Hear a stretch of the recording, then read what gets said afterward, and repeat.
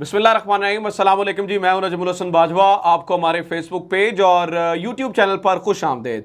नाज़रीन, सुबह सवेरे से आपके सामने एक ऑडियो चल रही है और उसके ऊपर पूरी तस्वीरें लगाकर शौकत तरीन साहब की गुफ्तगू सुनाई जा रही है तैमूर सलीम झगड़ा के साथ, और इसके अलावा मोहसिन लगारी साहब के साथ। एक वज़ीर ख़ज़ाना पंजाब हैं, एक वज़ीर ख़ज़ाना खैबर पख्तूनख्वा हैं, और उसमें यह दिखाया जा रहा है कि इमरान खान को सिर्फ बचाने के लिए, इमरान खान के लिए IMF से डील को खटाई में डाला जा रहा है। और इमरान खान जो है वो पाकिस्तान से क्या को बड़ा लीडर है, पाकिस्तान को नुकसान करवा के, स्टेट को नुकसान करवा कर इमरान खान को बचाया जा रहा है। अच्छा, मकसद यही था, यही पोर्ट्रे करना था। और ये जो बूढ़े लिफाफे हैं, इन्हें मैं बूढ़े लिफाफे कहता हूं, इन बूढ़े लिफाफों ने अपनी वफादारियां भी ठीक निभाई हैं। सुबह से ये पोर्ट्रे करने के लिए इन्होंने पूरा इंतजाम किया, लेकिन तब तक जब तक इमरान खान ने जवाबी अपनी चाल नहीं चली है, मतलब जवाबी वार नहीं किया है। और मैं तो ये कहता हूं, मैं सबूत आपके सामने रखूंगा, पॉइंट्स आपके सामने रखूंगा, आप बजाते खुद फैसला कीजिएगा। मैं तो ये कहता हूं कि ये हुकूमत ने जो जिस तरह से जो कुछ किया, उसके नहले पर इमरान खान ने दहला मार दिया। और 5 घंटे के बाद ही, इस ऑडियो के आने के 5 घंटे के बाद ही इनको लेने के देने पड़ गए। यानी कि जिस ऑडियो पर फख्र कर रहे थे, अब उस ऑडियो को कोई उसका क्रेडिट ही नहीं लेगा। मैं आपको बता रहा हूं, ये अब ये भी नहीं मानेंगे कि ये हमने जारी की है, और उल्टा जिस बंदे ने रिकॉर्डिंग की है वो बंदा जनाबे वाला इनको देना पड़ जाना तहरीक इंसाफ को।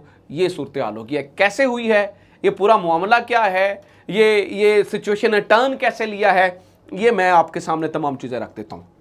सबसे पहले तो ये सुनिए कि अभी मैं कुछ देर पहले एक बड़े सीनियर सहाफ़ी के साथ बैठा हुआ था, और वो सहाफ़ी जो हैं वो करीब समझे जाते हैं शरीफ ख़ानदान के।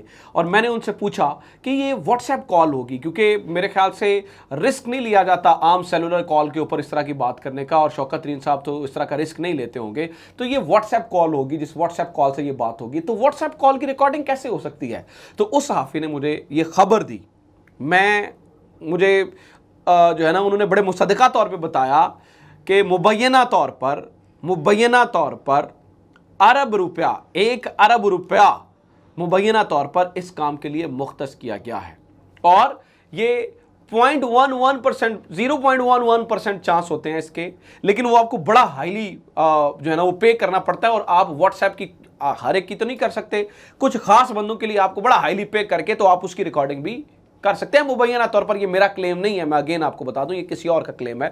एक सहाफ़ी जो बड़े करीब समझे जाते हैं शरीफ खानदान, तो उन्होंने कहा कि ये पूरा एक पैसा लगाया गया है, और पैसा लगा के ऑडियो जो है ना वो टेप हो रही हैं, कॉल्स टेप हो रही हैं, उनको रिकॉर्ड किया जा रहा है, और इसके लिए पूरा तगड़ा इंतजाम किया गया। अब जरा दूसरी बात सुने। जब ये ऑडियो आई और इस ऑडियो में ये सारी चीज़ें सामने आई, उसके फौरी बाद असद उमर और तैमूर सलीम झगड़ा ये सामने आए और इन्होंने कुछ जवाबात दिए। ये फंसे किस तरह हैं ये बताने से पहले मैं जरा वो जवाबात 2-4 मिनटों में आपको बता दूं। मैं फौरी तौर पे फिर आपको बताता हूं ये फंस कैसे गए हैं। सबसे पहले तो उन्होंने कहा कि जनाब, अच्छा, अगर ये सियासत है और रियासत से बड़ी सियासत नहीं होती है, और सियासत छोटी चीज होती है, रियासत बड़ी चीज होती है, तो हम आपसे ये पूछना चाहते हैं कि आपने फैटफ पे क्या किया था? जब फैटफ के ऊपर चीज़ें चल रही थीं और मुल्क ग्रे लिस्ट के अंदर था और उसके हवाले से हमने अमेंडमेंट्स करनी थी, आपने ये कहा था कि हमारे केसेस को ख़त्म करें। अगर आप हमारे केसेस को ख़त्म नहीं करेंगे तो हम फैटफ के ऊपर नई कानून साजी नहीं होने देंगे।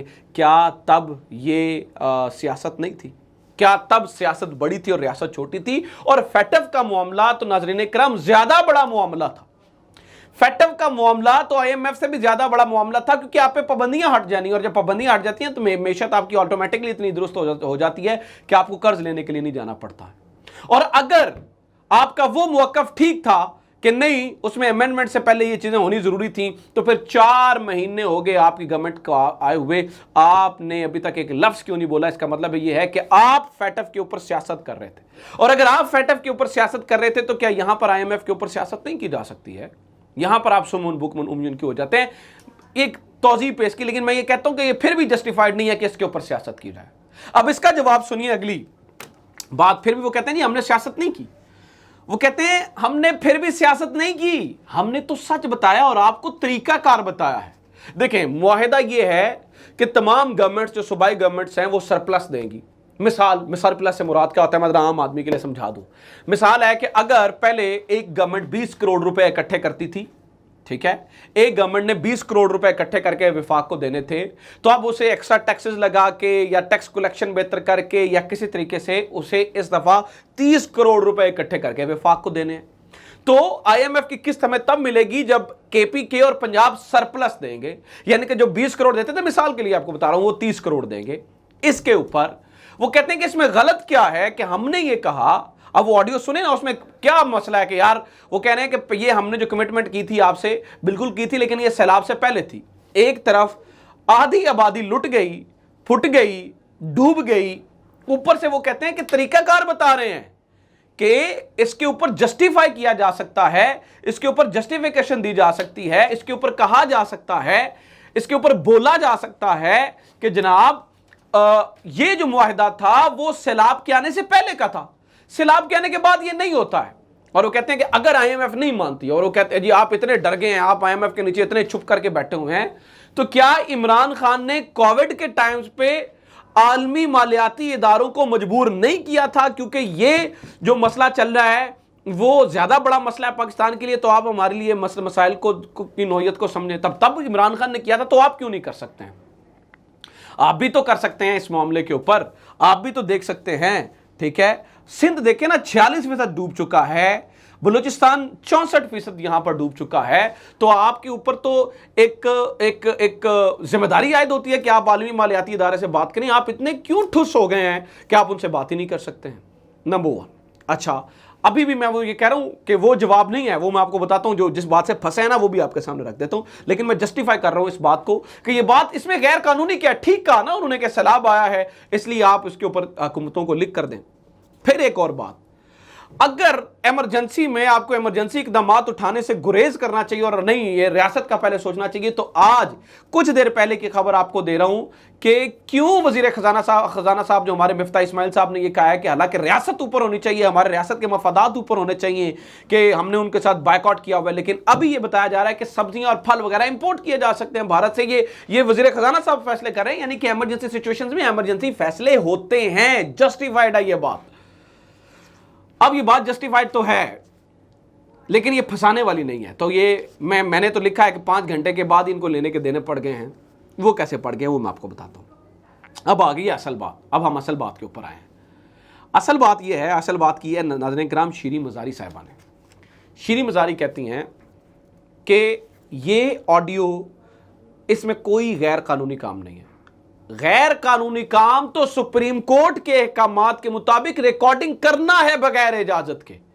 बगैर इजाजत के आप रिकॉर्डिंग कर रहे हैं, ये आप कैसे कर सकते हैं? सुप्रीम कोर्ट के हुक्म के मुताबिक आप वो बंदा हमें दीजिए जिस बंदे ने ये रिकॉर्डिंग की है।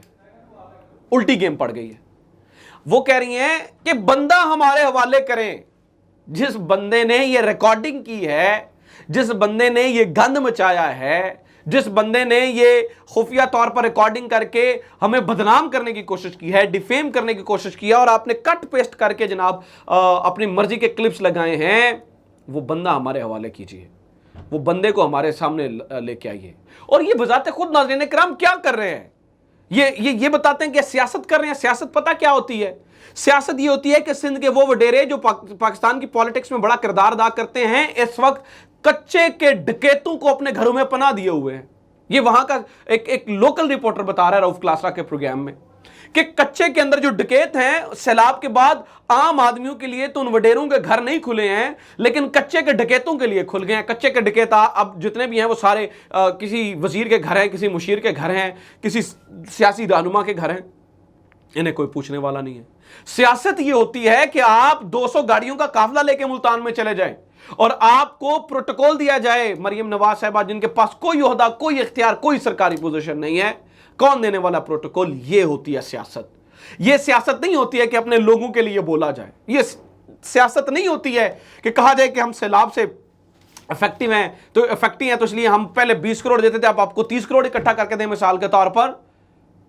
मतलब पहले ही हमारी कमर टूट गई लेकिन हम आपको मजीद पैसे दें। हुजूर, सियासत कुछ और होती है। सियासत को रियासत, मतलब आप उसे उस तरह से ना मिलाइए। ये रियासत की ही बात हुई है, ये सियासत की बात नहीं हुई है। तो ये अब आपको बंदा देना पड़ेगा श्री, आप वो क्योंकि कानूनी कार्रवाई करेंगे इसके ऊपर और जाएंगे।